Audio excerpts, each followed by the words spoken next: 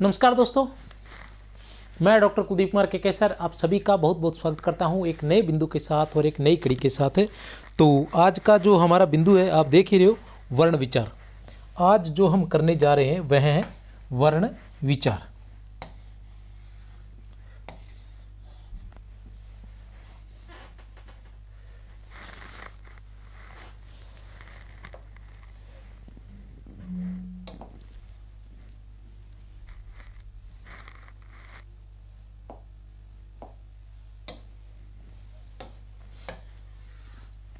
वर्ण विचार, वर्ण विचार की बात करें तो वर्ण विचार पे बात करने से पहले मैं थोड़ा सा आप सभी को बता दूं कि यहाँ हम टॉपिक को किस प्रकार से करने वाले हैं और वर्ण विचार को किस प्रकार से करेंगे। और सभी टॉपिक जैसे अभी 2026 शुरू है तो आप सभी को बहुत बहुत शुभकामनाएं नव वर्ष की। और मैं आपको बता दूं कि प्रत्येक बिंदु को व्याख्याता का, वरिष्ठ अध्यापक का, यहाँ पर जो है विशेष रूप से व्याख्याता,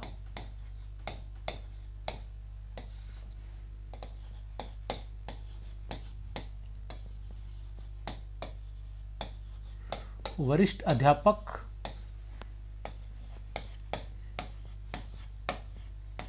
रीट, एसआई, पटवार,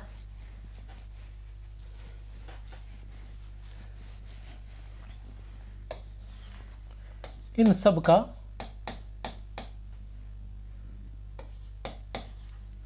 पूरा कोर्स करवाया जाएगा निःशुल्क इसी चैनल पर।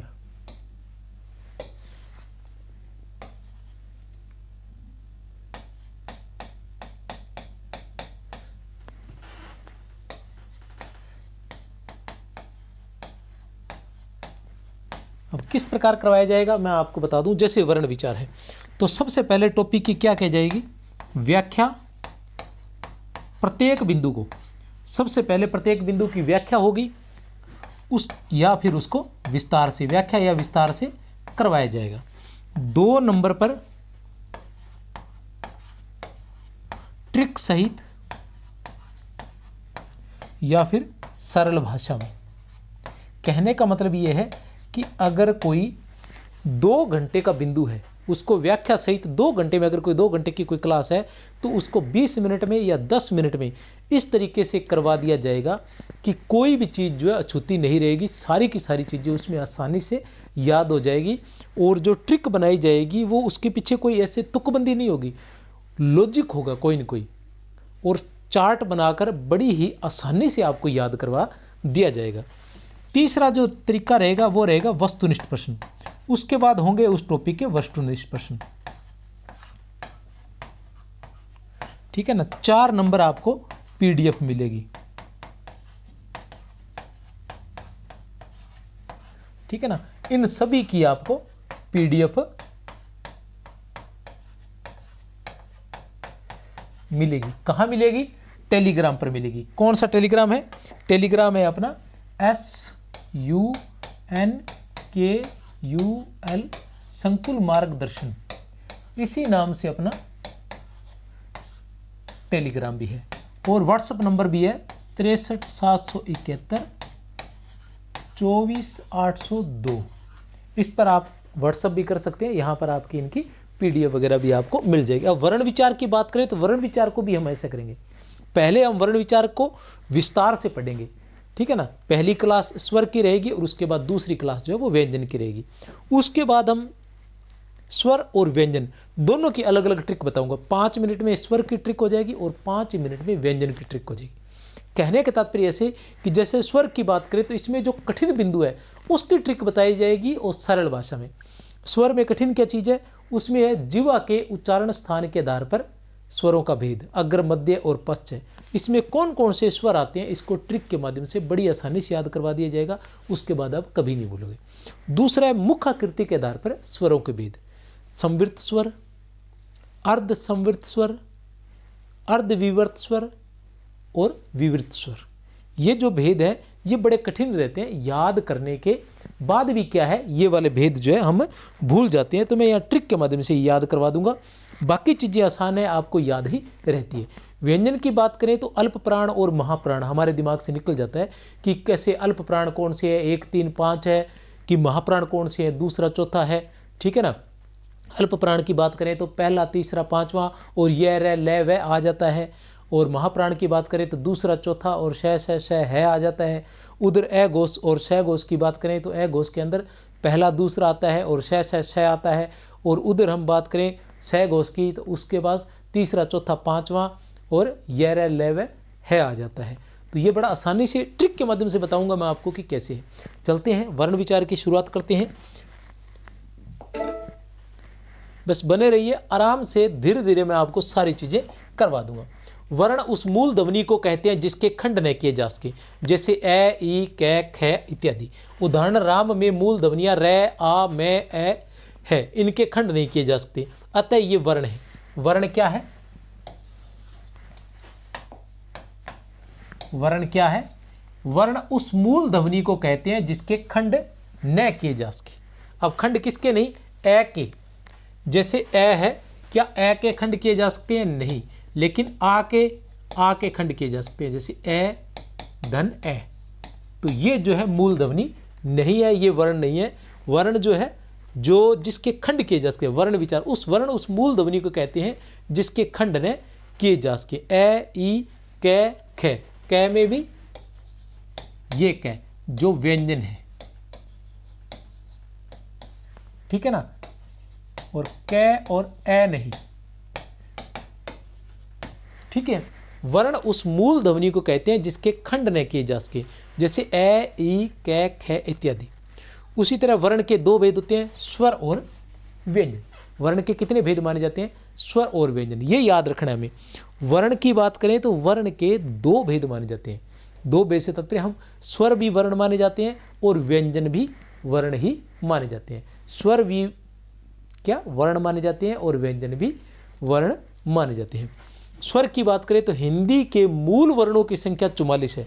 मूल वर्णों की संख्या वैसे तो अलग अलग रहती है लगभग, कि ग्रहित स्वर हो गए, अंग्रेजी वाले आ हो गया, और अरबी फारसी के कै, ख, ग हो गए। उसके अलावा अरबी फारसी और अंग्रेजी वाला जय और फै हो गया, ठीक है ना, और अंग्रेजी वाला ओ हो गया जो डॉक्टर में प्रयोग किया जाता है, ठीक है ना। इसके अलावा अपने राजस्थानी कड़ाय भी हो गया अब, तो ये सारी चीज़ें और हो जाती हैं। लेकिन मूल वर्ण जो माने जाते हैं वो 44 माने जाते हैं, जिनमें स्वर की संख्या 11 रहती है। कौन कौन से हैं स्वर? 11 ए है, आ है, ई, उ, री, ए, आई, ओ, औ, ठीक है ना। और व्यंजनों की संख्या 33 रहती है। 33 कौन से है? कै वर्ग, चै वर्ग, टै वर्ग, तै वर्ग, पै वर्ग, य, रै, लै, वै, श है, और कुल वर्ण है 33। अब आप देख रहे हो कि इन सब के नीचे हलंत लगा हुआ है, ठीक है ना। कै वर्ग से तात्पर्य वैसे तो विद्यार्थी करने वालों को, पर हो सकता है कोई ऐसा विद्यार्थी जिसको पता न हो, शुरुआत में जुड़ा हो। कै वर्ग का तात्पर्य है, इनको वर्गों में बांटा गया। कै वर्ग से तात्पर्य है कै,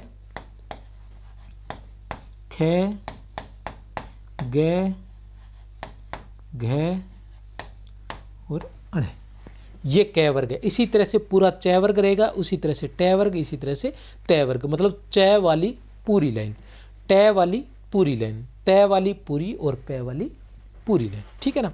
य, रै, लै, वै, श है, ये व्यंजन है। जब तक इनमें स्वर नहीं मिलता तब तक ये व्यंजन कहलाते हैं, ठीक है ना। जो हल लगा होता है, ये जो चिन्ह होता है, ये जो नीचे लगा हुआ है, इसको हल बोलते हैं, ठीक है ना। और ये जो वर्ण है इसको हलंत बोलते हैं, ठीक है ना। हलंत क्यों बोलते हैं? या हम किसी शब्द को, जो जिस शब्द का अंत या जिस पद का अंत हलंत से हो उसे हलंत कहते हैं, और इसको हल बोलते हैं हम। ये जो लगा होता है इसका मतलब होता है आधा वर्ण, आधा वर्ण, ठीक है ना। क्योंकि ये आधा इसलिए माना जाता है क्योंकि जब तक इसके नीचे हलंत लगा हुआ है तब तक इसका उच्चारण नहीं कर सकते। उच्चारण करने के लिए इसमें हमें ए का प्रयोग करना पड़ता है, तब ये बिना हलंत वाला तय बनता है। जिसको हम कै कहते हैं, जिसको हम ख कहते हैं, जिसको हम ग कहते हैं, उसमें ए लगने के बाद ही उसका उच्चारण हो पाता है, बिना ए के उसका उच्चारण नहीं होता। अगर आप कै लिखेंगे ये, तो ये तो है व्यंजन, ठीक है ना, इसमें किसी स्वर का नहीं है। अब इसी में अगर आप ए का योग कर देंगे तो ये हो जाएगा कै, इसमें किसी प्रकार का हलंत नहीं लगेगा, ठीक है ना, इसमें किसी प्रकार का हलंत नहीं लगेगा। अब देखते हैं, बात करते हैं स्वर की।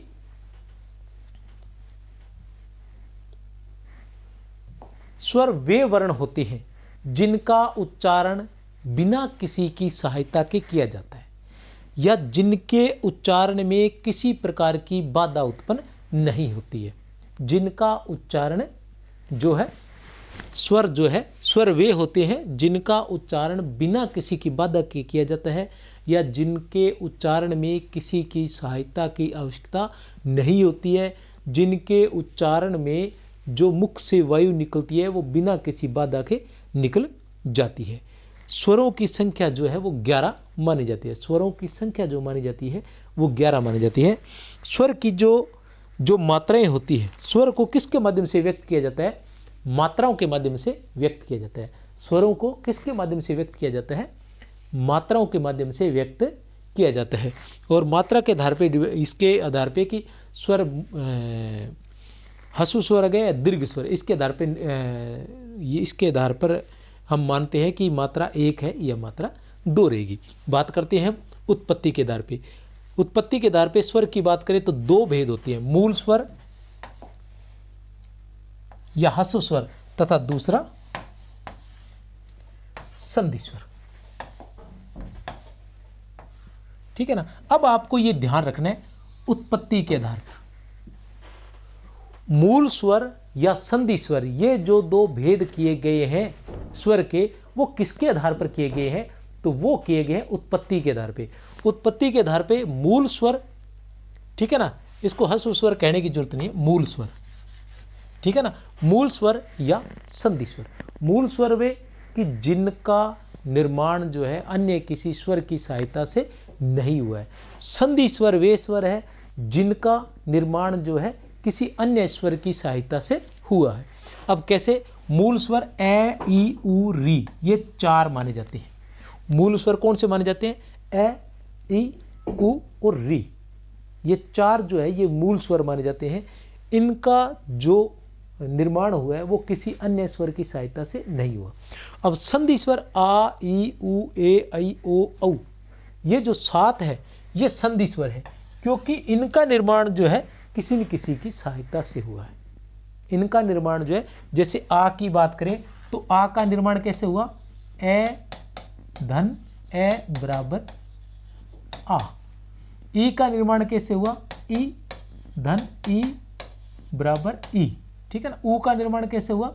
उ धन उ बराबर उ, इस प्रकार से। अब इनको भी क्या, संधि स्वर के भी आगे 2 भेद होते हैं।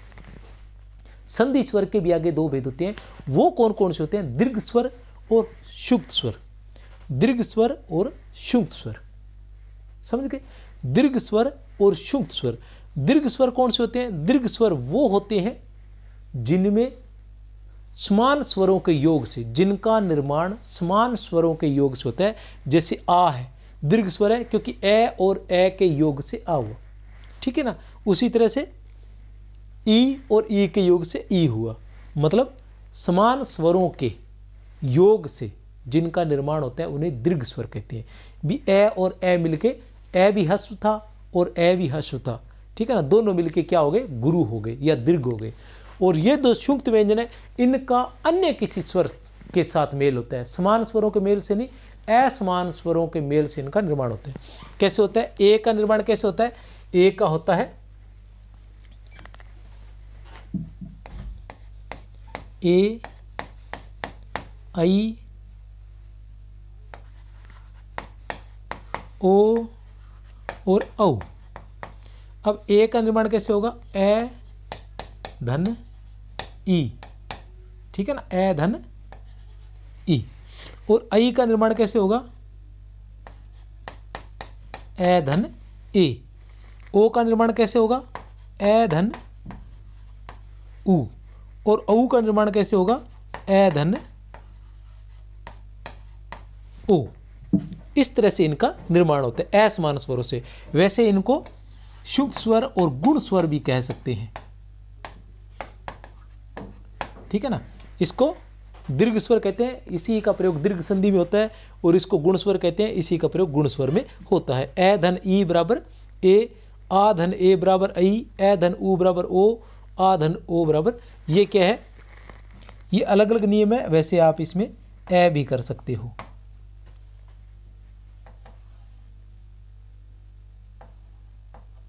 ए, ठीक है ना, आ की जगह है, क्योंकि अलग अलग व्याकरण की किताबों में कामता प्रसाद में कुछ दे रखा है, दूसरे में कुछ दे रखा है। ये सारी चीजें मैंने नोट तक की थी।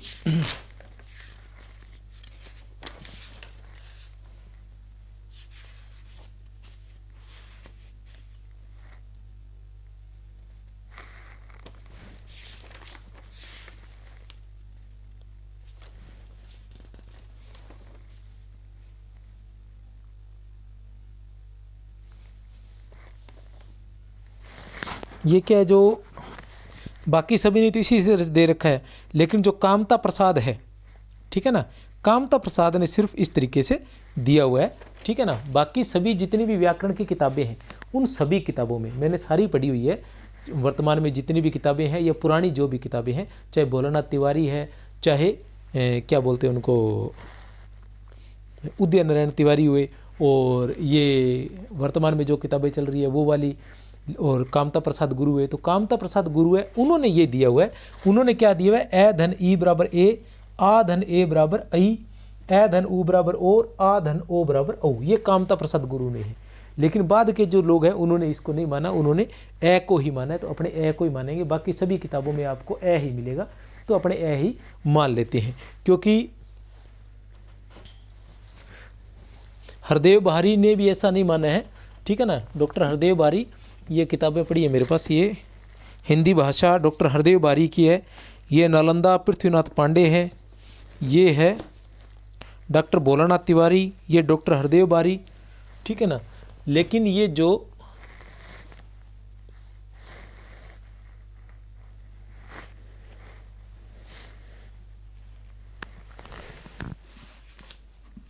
ये है हिंदी भाषा का उद्गम और विकास,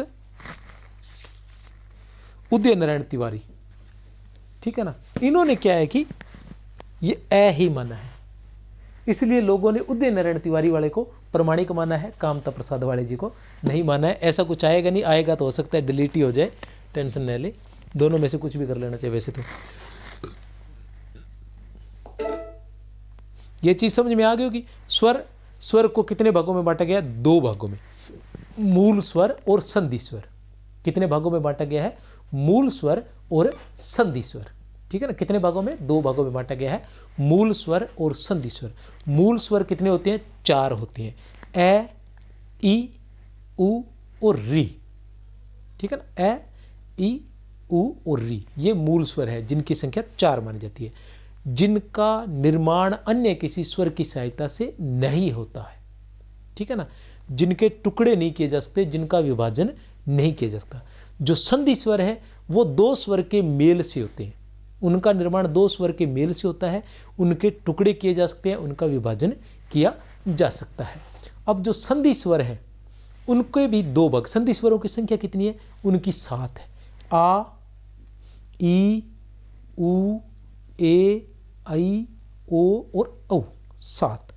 और जो संधि स्वर है उनके भी 2 भेद किए गए हैं, दीर्घ स्वर और शुक्त स्वर। दीर्घ स्वर वे हैं जिनका निर्माण समान स्वरों के योग से हुआ है, जैसे आ है तो आ का निर्माण किससे हुआ है, ए और ए से। फिर ऊ का निर्माण किससे हुआ है, उ और ऊ से। और उसके बाद उससे पहले ई का निर्माण ई और ई से, ई का निर्माण 3 है। दीर्घ स्वरों की संख्या 3 है। शुक्त स्वरों की संख्या बारे तो ए, आई, ओ, औ 4 है। ए का निर्माण ए और ई से, आई का निर्माण ए और ओ से। उसके बाद आता है क्या बचा, उसके बाद है आई, ओ का निर्माण ए और ऊ से, और औ का निर्माण ए और ओ से। इस तरीके से ये चारों के चारों जो माने जाते हैं शुक्त व्यंजन माने जाते हैं। मूल स्वर वे स्वर जिनकी उत्पत्ति दूसरे स्वरों के सहयोग से न हो। मूल स्वर वे स्वर जिनकी उत्पत्ति दूसरे स्वरों के सहयोग से न हो। संधि स्वर जिनकी उत्पत्ति दूसरे स्वरों के सहयोग मेल से हो। दीर्घ स्वर समान स्वरों के मेल से उत्पन्न स्वर। शुद्ध स्वर असमान स्वरों के मेल से उत्पन्न स्वर। ये पीडीएफ आपको टेलीग्राम पर मिल जाएगी, ठीक है ना, आसानी से पढ़ने में।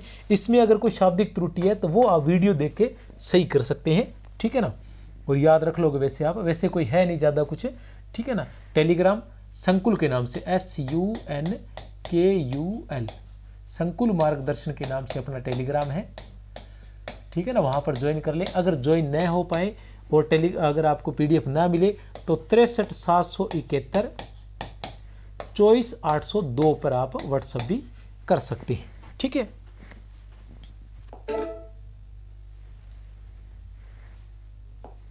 और जिन्होंने कोर्स परचेज किया है वो चाहे तो मैसेज कर दें, व्हाट्सएप पर जरूर जुड़े व्हाट्सएप से, क्योंकि वहाँ व्हाट्सएप और टेलीग्राम से जरूर जुड़े, क्योंकि वहाँ पर ट्रिक की पीडीएफ मिलेगी और ये सारी पीडीएफ वहाँ आपको उपलब्ध हो जाएगी। और इसके अलावा जिन्होंने कोर्स लिए उनको टेस्ट सीरीज निःशुल्क दे दी जाएगी, निश्चिंत रहे। उच्चारण कालमान के अवधि के आधार पर, ठीक है ना, उच्चारण कालमान वो क्या था, उत्पत्ति के आधार पर।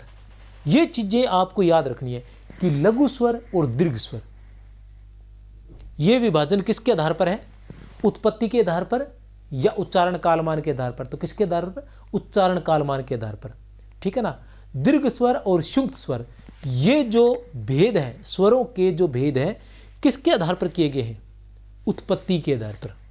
स्वरों के जो भेद है, ये ऐसी जो चीजें हैं ये आपको याद रखनी है मेन रूप से, ठीक है ना।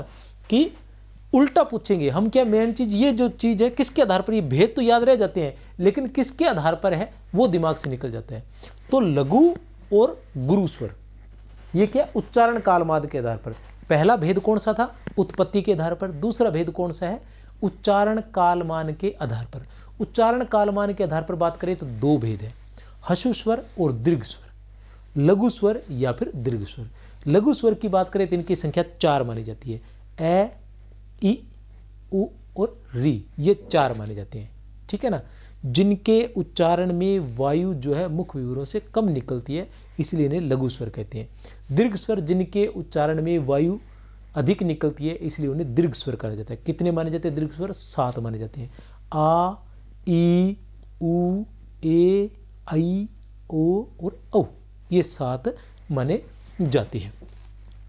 लघु स्वर जिसका उच्चारण एक छोटी अवधि या एक शब्दांश में होता है, जिसके उच्चारण में गुरु अवधि या 2 मात्रा लगे, ठीक है।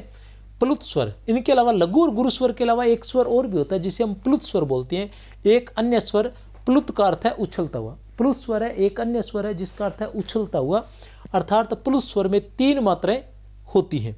यह संस्कृत में मान्य है या हिंदी के कुछ तत्सम शब्दों में प्रयुक्त होता है। प्लुत स्वर जो है इसमें 3 मात्राएं होती है, जैसे ओम लिखते हैं, अधिकतर ओम में होता है, ये ऐसे लिखा जाता है,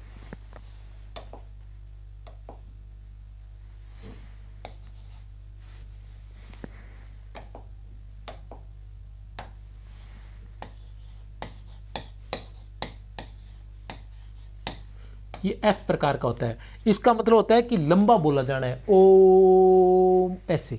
तो इसके लिए इसकी क्या होती है, 1 नहीं 2 नहीं 3 मात्रा मानी जाती है। कितनी मात्रा मानी जाती है, 3 मात्रा। इसका हिंदी में अधिक प्रयोग नहीं किया जाता है, कुछ हिंदी में, संस्कृत में ही मान्य है ये, वैसे कुछ तत्सम शब्दों में इसका प्रयोग होता है, बाकी इसके ज़्यादा नहीं होता। विशेष रूप से शायद मुझे अंदाजे से ओम में ही होता है। अब तीसरा भेद जो है, तीसरा भेद क्या है इसका, तीसरा भेद है इसका जाति के आधार पर। तीसरा भेद क्या है इसका, जाति के आधार पर। जाति के आधार पर हम बात करें तो सवर्ण या सहजातीय, असवर्ण या विजातीय। सवर्ण ए, आ, ई, उ, ए, ऐ, ओ, औ। अब ये कैसे हुआ, ये ऐसे हुआ कि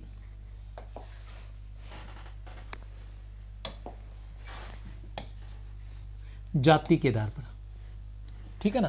पहला भेद किसके आधार पर था,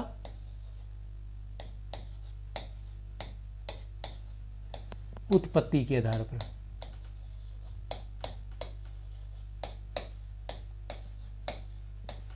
ठीक है ना। उत्पत्ति के आधार पर कौन कौन से भेद थे, उत्पत्ति के आधार पर 2 भेद थे। कौन कौन से भेद थे उत्पत्ति के आधार पर, पहला था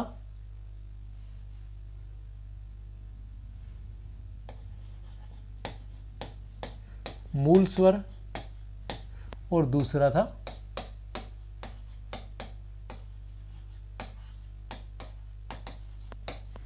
संधि स्वर। मूल स्वर की बात करें तो इसमें था ए, ई, उ और री। संधि स्वर की बात करें तो इसमें थे आ, ई, उ, ए और ऐ, ओ और औ। कुल कितने थे ये? 7। और ये कितने थे? 4। ठीक है ना। और उत्पत्ति के आधार पर अब इसमें क्या था, इसके भी आगे 2 भेद किए गए थे। कौन कौन से किए गए थे? इसके किए गए थे दीर्घ स्वर और दूसरा था शुक्त स्वर।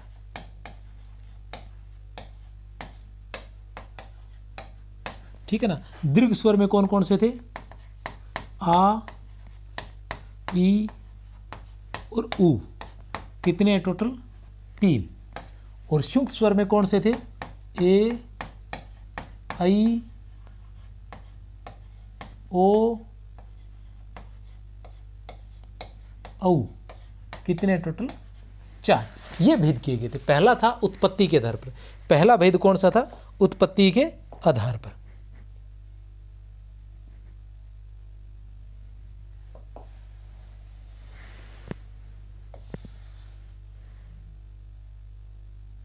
ये पहला भेद है उत्पत्ति के आधार पर।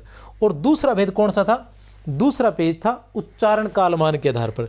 दूसरा भेद कौन सा था? दूसरे भेद की हम बात करें तो दूसरा भेद था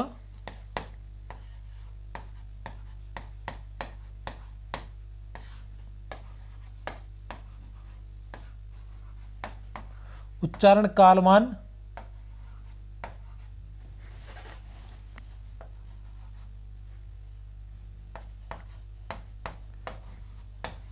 या अवधि के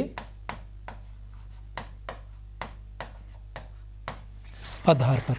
उच्चारण कालमान या अवधि के आधार पर।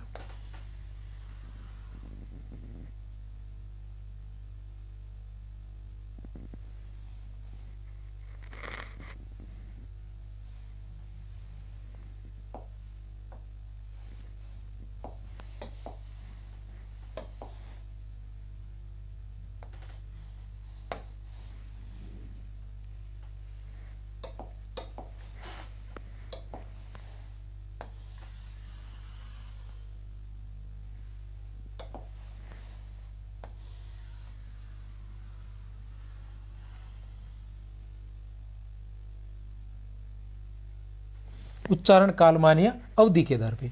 इस आधार पे कितने भेद किए गए थे? इस आधार पर भी 2 भेद किए गए थे। कौन कौन से थे 2 भेद? वो 2 भेद थे, पहला लघु या ह्रस्व स्वर और दूसरा था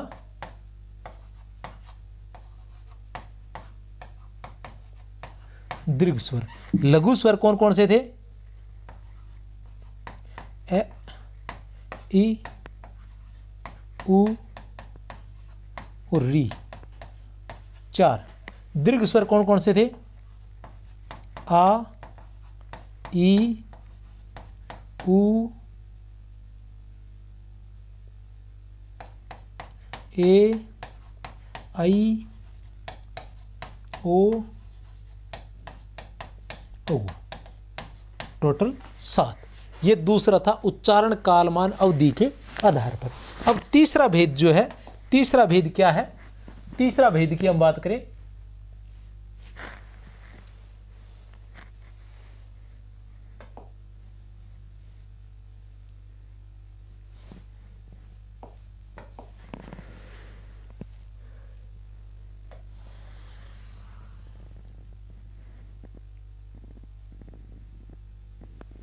तीसरे भेद की हम बात करें तो तीसरा भेद कौन सा है?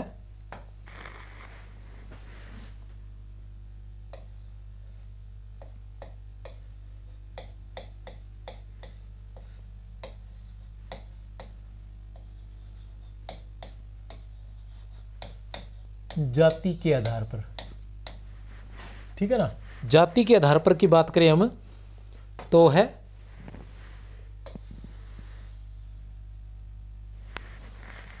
ये भी दो भेद हैं।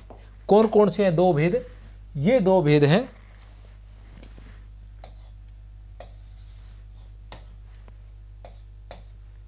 एक है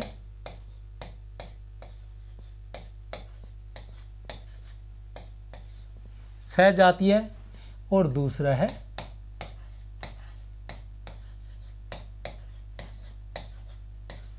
विजातीय, ठीक है ना। सहजातीय और विजातीय। सहजातीय की बात करें तो कौन कौन से आ जाते हैं इसमें? ए और आ, इ और ई, उ और उ, ठीक है ना। टोटल कितने हो गए? टोटल हो गए ये 6, ठीक है। इधर हम विजातीय की बात करें तो ए, आई, ओ और औ, ये हो गए 4। तो ये हो गए सहजातीय और ये हो गए विजातीय, ठीक है ना। ये सहजातीय और विजातीय। टोटल कितने हो गए? 10 है जाति के आधार पर। अब सहजातीय की हम बात करें तो अब जैसे सहजातीय में ए और आ गया, ई और ई आ गया, उ और उ आ गया, ठीक है ना। इधर विजातीय में ए और आई आ गया, ओ और औ आ गया। तो अभी आप इसमें सोचेंगे कि आपसे पूछा जाए कि क्या ए और ई सहजातीय है, तो क्या होगा? नहीं, ये सहजातीय नहीं है। ये दोनों सहजातीय नहीं है। क्यों नहीं है सहजातीय? क्योंकि सहजातीय ए और आ है, ठीक है ना। ये दोनों सहजातीय हैं। ई और ई, ये दोनों सहजातीय हैं। उ और उ, ये दोनों सहजातीय हैं। जबकि ये अलग अलग सहजातीय नहीं है। ए और ई सहजातीय नहीं है, ई और उ नहीं है, ए और उ नहीं है, ई और ए नहीं है, ये सहजातीय नहीं है। अलग अलग पूछा जाएगा तो सहजातीय नहीं है। सहजातीय कौन कौन से है? इनमें से सहजातीय सिर्फ ए और ए आपस में सहजातीय है, ई और ई सहजातीय है, उ और उ सहजातीय है, क्योंकि इनका निर्माण एक ही तरह से हुआ है इसलिए, ठीक है ना। एक ही तरह से ए और आ का निर्माण ए और ए से हुआ है, इसलिए सहजाति एक ही जाति के है। लेकिन इनका नहीं, ये अलग अलग जाति, क्योंकि ए का निर्माण किससे हुआ है? ए और ई से। तो विजातीय अलग अलग जातियों से, अलग अलग जाति के अलग अलग स्थान से उच्चारित होने वाले। जैसे ए है तो ए का उच्चारण कहाँ से होता है? कंठ से होता है। ई का उच्चारण कहाँ से होता है? तालु से होता है। ए का उच्चारण कहाँ से होता है? कंठ से। ई का उच्चारण कहाँ से होता है? तालु से होता है। तो ये क्या है? कंठ तालवे है, समझ गए ना। ये क्या है? कंठ तालवे, दो अलग अलग जाति के अलग अलग जगह से उच्चारित होने वाले, ठीक है ना। और ये क्या है? ये एक ही जगह से उच्चारित होने वाले। ए भी कहाँ होता है? कंठ से उच्चारण होता है। आ का भी कहाँ से होता है? कंठ से होता है, इसलिए एक जाति के। ई का उच्चारण कहाँ से होता है? तालु से होता है। ई का भी उच्चारण कहाँ से होता है? तालु से होता है, इसलिए एक जाति के। उ का उच्चारण कहाँ से होता है? होठों से। फिर उ का उच्चारण किससे होता है? होठों से। और उ का उच्चारण किससे होता है? होठों से, इसलिए ओष्ठ है, ठीक है ना। अब बात करते हैं हम ए की, तो ए का उच्चारण दो अलग अलग स्थानों से उच्चारित होने। अगर बात करें हम ओ और औ की, तो उनका भी अलग अलग स्थानों से, किस किस से? ए और उ से। ए का किससे होता है? ए का उच्चारण होता है कंठ से, और उ का उच्चारण किससे होता है? ओष्ठ से। तो ये क्या हो गया? कंठोष्ठ। ए का उच्चारण किससे होता है? कंठ से। ओ का उच्चारण किससे होता है? ओष्ठ से, अलग अलग स्थानों से, इसलिए ये दोनों विजातीय है। इनका निर्माण विजाति से हुआ है, इसलिए। चलते हैं आगे।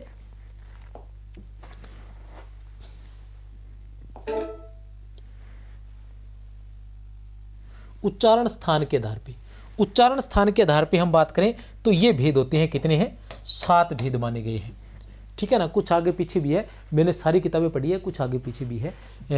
किताबों के जैसे अभी आपको बताया था, ये सारी किताबें हैं।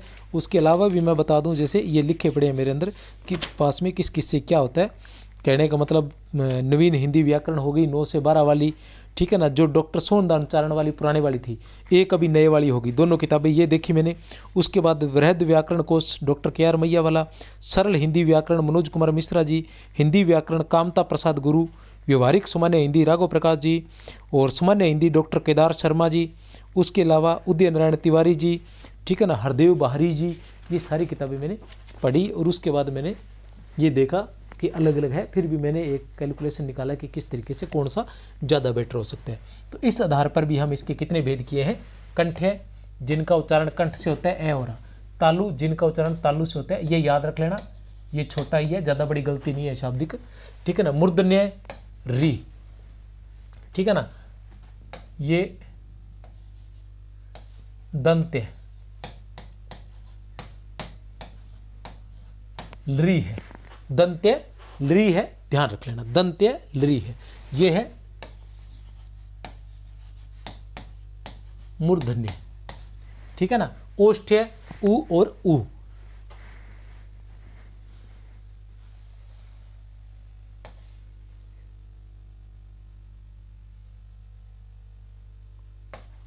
ये रहेगा कंठ तालवे, ए और आई, ठीक है ना, ध्यान लगा लेना, कंठ तालवे। ये पीडीएफ जाए तो आप उस हिसाब से सेट कर लेना। और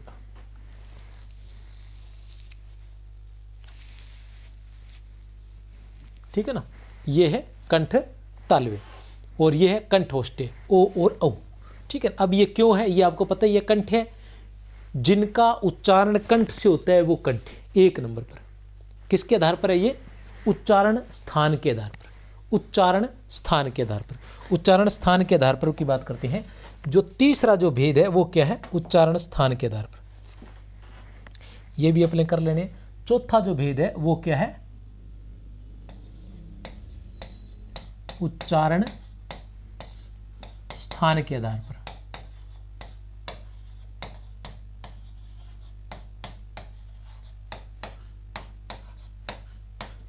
उच्चारण स्थान के आधार पर। इसका बाद में स्क्रीनशॉट मार लेना इसका भी, तो ये एक ही जगह आपके काम आ जाएगा।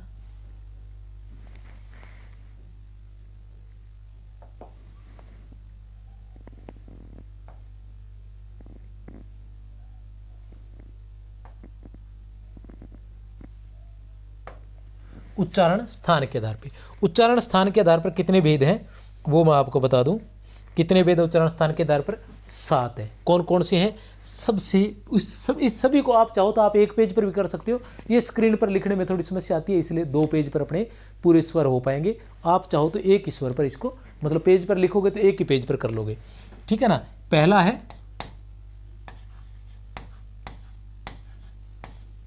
कंठ, दूसरा है, ये वैसे ही आप याद कर लेना, तालवे। ये क्रम याद कर लेना क्योंकि व्यंजन में भी चाहिएगा। कंठ है, कंठ के बाद तालु, तालु के बाद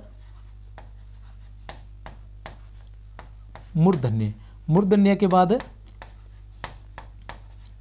दंत्य, दंत्य के बाद आ जाएगा ओष्ठ्य, ओष्ठ्य के बाद आ जाएगा कंठ तालवे, कंठ तालवे के बाद आ जाएगा कंठोष्ठ्य, ठीक है ना। अब सबसे पहले हमारे जहां से हवा अंदर से निकलती है तो सबसे पहले क्या आते हैं, कंठ आते हैं, ठीक है ना, इसलिए कंठ है। सबसे पहले क्या आता है, कंठ आता है, इसलिए कंठ है। तो कंठ कौन कौन से हैं, कंठ है ए और आ, जिनका उच्चारण कंठ से होता है वो कंठ कहलाते हैं, ए और आ। अब आता है तालवे, कंठ के बाद क्या आता है, तालु आता है, ऊपर वाला तालु, ठीक है ना। दांतों के पास का जो कठोर भाग है वो है मुर्दा, जिसे मसूड़ों को रोक रखा है, कठोर भाग मसूड़ों को रोक के रखा है, मतलब मसूड़े जिसे बोलते हैं, वो है मुर्दा, मूर्धन्य। और उसके पीछे जो है ऊपर का वो तालु है। तो कंठ के बाद क्या आया, तालु। तो तालु में आ गया ई और ई। इसके बाद आता है मुर्दा, तो मुर्दा में कौन सा आ गया, री, ठीक है ना। उसके बाद आया दंत्य, दंत्य में कौन सा आ गया, ली, ठीक है ना। ओष्ठ्य, ओष्ठ्य में कौन से आ गए, ऊ और ऊ, जिनका उच्चारण ओष्ठ से होता है। कहने का मतलब जैसे ए का उच्चारण आप करके देखें, ए और आ, ए आ, किसी चीज की जरूरत नहीं है, ए और आ, ए आ, ए आ, किसी चीज़ की जरूरत नहीं हुई, सीधा कंठ से इसका उच्चारण हम कर सकते हैं, ठीक है ना। लेकिन ई और ई के उच्चारण में ई और ई, इसके लिए हमें जीभ को तालु से स्पर्श करना पड़ता है, तब जाकर ई और ई का उच्चारण होता है, ठीक है ना। जीभ को रोक के आप सिर्फ कंठ से इसका उच्चारण नहीं कर सकते, इसे तालव्य माना जाता है, ठीक है ना। मूर्धन्य, मूर्धन्य का मतलब है जीभ को रे, आप दांतों से ऊपर जो कठोर भाग है जिसे मसूड़े बोलते हैं, वहां से जीभ को टच करने से होता है, इसलिए इसको मूर्धन्य बोलते हैं। लरी का लरी, लरी, लरी बोलने के लिए जीभ को दांतों से स्पर्श करते हैं, इसलिए इसको होता है। जीभ को रोक लो और दांतों को खोल दो ऐसे, और अब लरी बोल के दिखा दो अगर बोला जाए तो। उसके बाद आता है ओष्ठ्य। ओष्ठ्य क्या है? ऊ, बिना होठों को। आप बाकी सारी चीज यूज कर लो, जीभ कर लो, कंठ यूज कर लो जैसे, और होठों को आप रोक लीजिए, ठीक है ना। बाकी सारी चीजें यूज कर लीजिए, ठीक है ना। ऊ ऊ ऊ, तो बिना होठों के ये नहीं बोला जाएगा, ठीक है ना, ढंग से। तो ऊ और ऊ ऐसे करने पर ही बोला जाएगा। तो ये ओष्ठ्य। अब आता है कंठ तालव्य। कंठ तालव्य कौन से हैं? ए और ऐ, इनका कंठ और तालु दोनों से उच्चारण होता है। कंठोष्ठ्य ओ और औ, इसलिए इन्हें कंठोष्ठ्य कहते हैं, क्योंकि इनका उच्चारण कंठ और ओष्ठ दोनों से होता है। एक कारण ये। दूसरा कारण ये है कि ये क्या है? उच्चारण स्थान के आधार पे, किस स्थान से उच्चारण होता है। तीसरा, ये इनको कंठ तालव्य इसलिए कहते हैं क्योंकि ए का निर्माण ए और ई से हुआ है। ए क्या है? कंठ है, और ई क्या है? तालव्य, इसके लिए इनको कंठ तालव्य कहा जाता है, ठीक है ना। उसी तरह से ओ और औ क्या है? इनका निर्माण ए और ऊ से हुआ है। ए क्या है? कंठ है, और ऊ क्या है? ओष्ठ्य है, इसलिए कंठोष्ठ्य, ठीक है। इस तरीके से ये इनके भेद हो गए। अब चलते हैं आगे। कंठस्वर, वे स्वर जिनका उच्चारण स्थान कंठ। कौन कौन से हैं?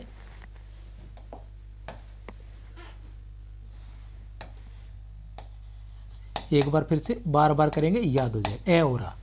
तालव्य स्वर, वे स्वर जिनका उच्चारण स्थान तालु या तालु है, ठीक है ना, काफी है, ठीक है ना। कौन कौन से हैं? ई और ई, ठीक है ना। उसके बाद आता है मूर्धन्य स्वर, वे स्वर जिनका उच्चारण स्थान तालु और दांतों के बीच का कठोर स्थान, दांतों और तालु के बीच का कठोर स्थान मूर्धा है, मूर्धन्य कहलाते हैं। री। दंत्य स्वर, वे स्वर जिनका उच्चारण स्थान दांत हो, कौन सा? लरी। ओष्ठ्य स्वर, वे स्वर जिनका उच्चारण ओष्ठ से होता है, ऊ और ऊ। कंठ तालव्य स्वर, वे स्वर जिनका उच्चारण कंठ व तालु दोनों के सहयोग से होता है, ए और ऐ। कंठोष्ठ्य स्वर, वे स्वर जिनका उच्चारण कंठ व ओष्ठ दोनों के सहयोग से होता है, ओ और औ, ठीक है। अब चलते हैं आगे।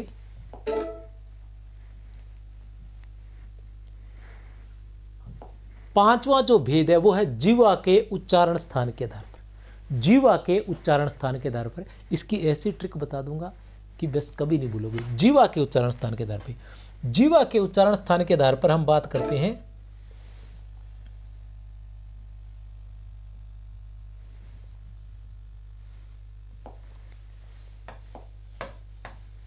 जीवा के उच्चारण स्थान के आधार पर बात करते हैं तो इसके तीन भेद होते हैं, अग्र, मध्य और पश्च।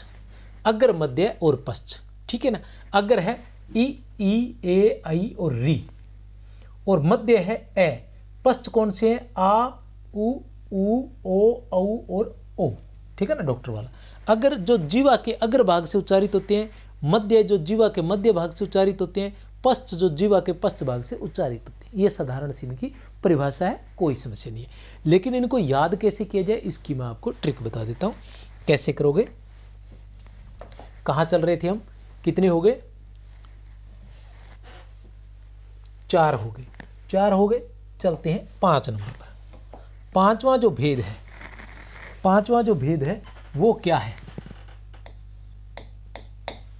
ठीक है ना। पांचवा जो भेद है वो क्या है?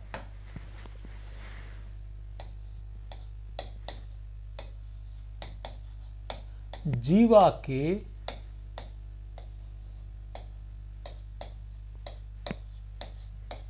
उच्चारण स्थान के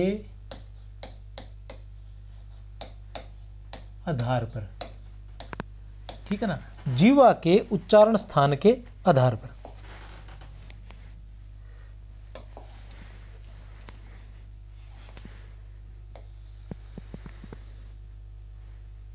ये पांचों भेद है। ये कौन कौन से माने गए हैं? कौन कौन से माने गए? ये एक माना गया है अग्र, दूसरा माना गया है मध्य, और तीसरा पश्च, ठीक है ना। अब आप कहोगे कि ये कैसे याद कीजिए? बड़ा ही आसान है, सिंपल से तरीके से आपने करना है। क्या करना है? सबसे पहले आपने क्या करना है, एक बात ध्यान रखना है कि मध्य कौन सा है? मध्य है ए। मध्य में एक ए लिख दीजिए। सबसे पहले याद रखना कि मध्य क्या है? एकमात्र ए है। सबसे पहले ए लिख दिया, फिर आप जस्ट इसके नीचे ए के बाद क्या लिखते हैं? आ लिख दीजिए। ए लिख दिया, सबसे पहले आपने ए लिखना है। और इसको देख लो, गौर करके देख लो आप, यही चीज आपको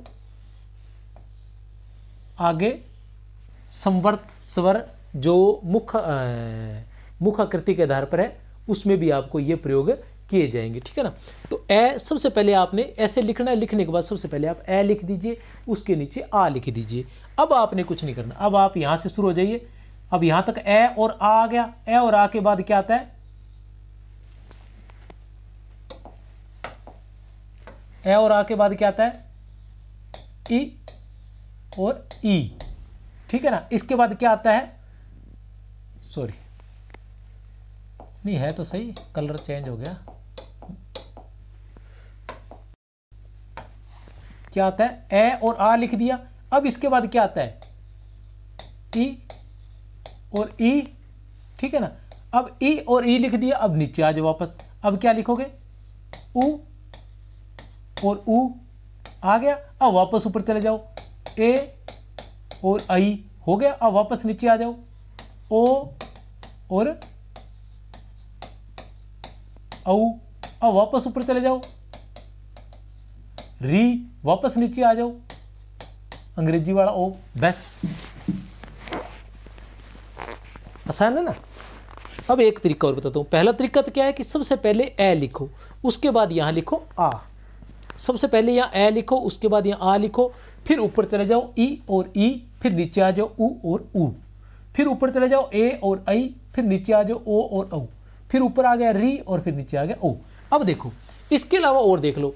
सबसे पहले आपने क्या करना है? बीच में ए लिख देना है। सबसे पहले आपने क्या करना है? बीच में ए लिख देना है। उसके बाद ये देखो, ये एक ही जगह से ई, ए, आई और री, इनका निर्माण एक दूसरे के योग से होता है। ई लिख दिया। ई के निर्माण से ही ए और आई का होता है, और री में भी ई का उच्चारण हो रहा है, इसलिए ये एक ही जैसे हो गई, ऊपर ऊपर आ गए। नीचे वाले आ हो गया, उसके बाद ए और आ तो लिख रहे हैं, उसके बाद उ और उ के योग से ही ओ और ऊ का निर्माण होता है, और ये भी ये सेम ही उच्चारण है, एक जैसे ही, इसलिए यहाँ आ गया। तो ये आसान सा तरीका है इसको याद करने का। अब आता है इसके बाद मुखाकृति के आधार पर। मुखाकृति के आधार पर भी इसके 4 भेद होते हैं। जीवा के उच्चारण स्थान के आधार पर कितने भेद होते हैं? 3। और मुखाकृति के आधार पर इसके कितने भेद होते हैं? 4 भेद होते हैं। कौन कौन से? संवृत स्वर, अर्ध संवृत स्वर, अर्ध व्यंजन, अर्ध विवर्त, अर्ध विवर्त स्वर और विवर्त स्वर, ठीक है ना। अब संवृत स्वर कौन से होते हैं? पहले तो मैं आपको इनको थोड़ा सा ये भी देख लेना, बाकी मैं लिखवा रहा हूं वो देख लेना ज्यादा।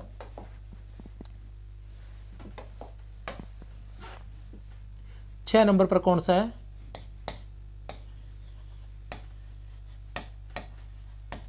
मुखाकृति के आधार पर।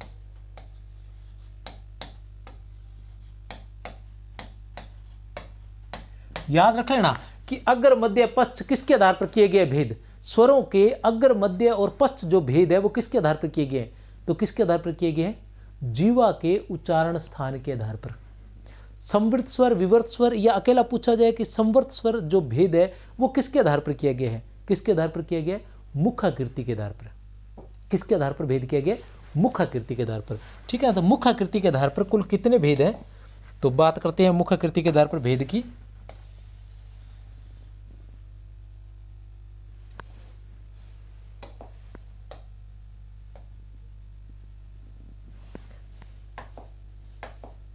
कितने भेद है मुखाकृति के आधार पर? कुल है 4 भेद। ये कितने थे? 3 भेद थे। 4 भेद कौन कौन से हैं? सबसे पहले हम लिखेंगे संवृत स्वर।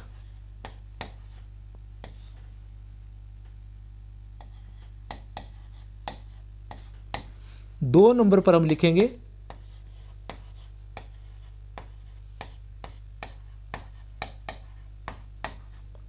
अर्ध संवृत स्वर। 3 नंबर पर हम लिखेंगे, अर्ध के साथ आप अर्ध ही जोड़ देना, जिस तरीके से मैंने लिखा है इसी तरीके से आपने याद करना है, अर्ध संवृत स्वर। फिर आप लिखोगे विवृत स्वर। ठीक है ना। अब इनकी परिभाषा क्या है? संवृत स्वर वे स्वर जिनके उच्चारण में, ठीक है ना, वे स्वर जिनके उच्चारण में मुंह है अधिक कम बंद रहता है। ठीक है ना, वे स्वर जिनके उच्चारण में मुंह है, अच्छा संवर्त, ठीक है, संवर्त में लगभग बंद रहता है। संवर्त स्वर में लगभग बंद, ठीक है ना, मुंह है लगभग बंद रहता है। अर्ध संवर्त में, अर्ध संवर्त स्वर में क्या होगा? मुंह है कम बंद रहेगा। संवृत स्वर और अर्ध संवृत स्वर बंद की बात करते हैं, तो इसमें बंद अधिक रहेगा, इसमें कम बंद रहेगा। उसके बाद अर्ध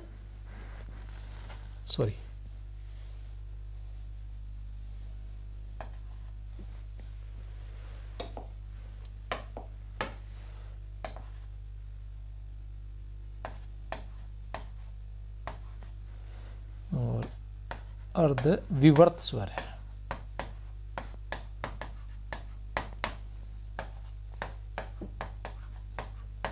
ठीक है ना। संवृत स्वर में मुंह है लगभग बंद रहेगा, अर्ध संवृत स्वर में मुंह है कम बंद रहेगा, अर्ध विवर्त स्वर में मुंह है कम खुला रहेगा, और विवर्त स्वर में मुंह है पूरा खुला रहेगा। अब जैसे मैंने बताया था कि एक बात याद रखना, ऊपर वाली आपने वैसी की वैसी बात दोहरानी है। यहां लिखना है ए और यहां लिखना है आ। ठीक है, जैसा उसमें लिखा था, उसमें भी नीचे लिखा था, इसमें भी नीचे लिखना है। अर्ध विवर्त स्वर में ए और विवर्त स्वर में आ। उसमें क्या था? मध्य में ए आ गया था और कुछ भी नहीं आया था, बाकी जगह खाली पड़ी रही थी। उसी तरह से विवर्त स्वर में केवल ए आएगा, बाकी जगह खाली पड़ी रहेगी, इसमें और कोई नहीं आएगा।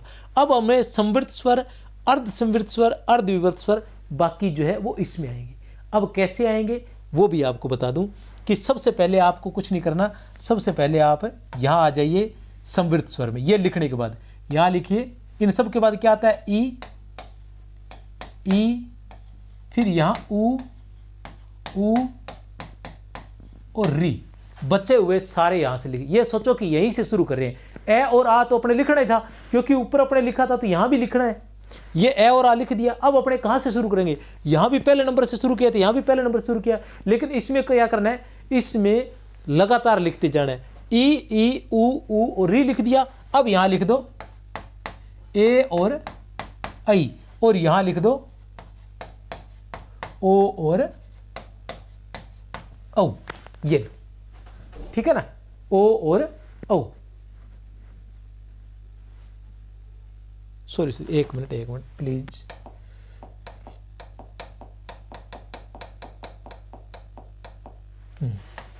जल्दबाजी में ज्यादा।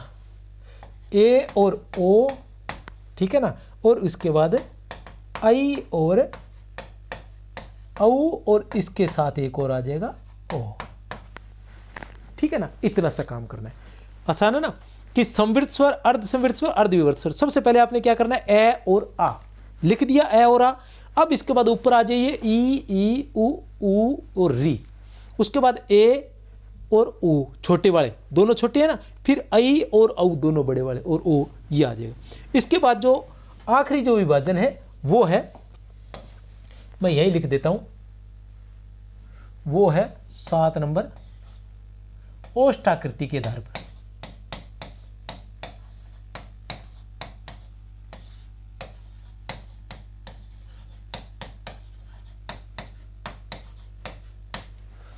ओष्ठाकृति के आधार पर।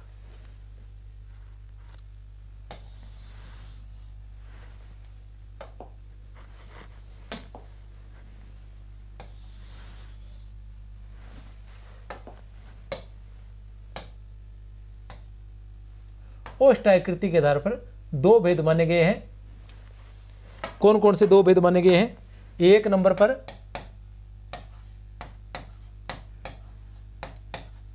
वृत्ताकार और दूसरा है अवृत्ताकार। एक वृत्ताकार और अवृत्ताकार। वृत्ताकार कौन कौन से हैं? वृत्ताकार की हम बात करें तो उ,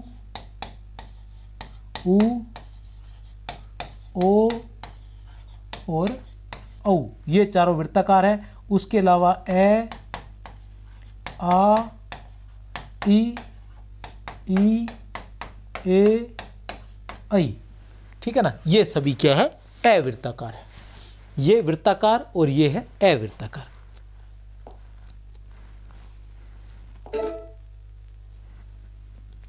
ओष्ठाकृति के आधार पर उ, ओ और औ, अवृत्ताकार ए, आ, ई, री और ए, आई। एक अपने लिखना भूल गए, इसमें री और ऐड कर लीजिए, कोई बात नहीं।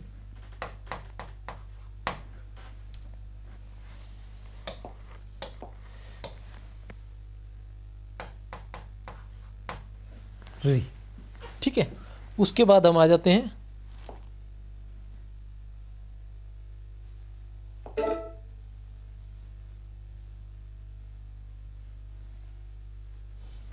मेरे कैमरे की बैटरी थोड़ी रही है, फिर भी देख लेते हैं अगर होता है तो, ठीक है। थोड़ा ही रहा है। स्वर की बात करें तो इसके बाद हम आएंगे व्यंजन करेंगे, वो नेक्स्ट क्लास रहेगी, ठीक है।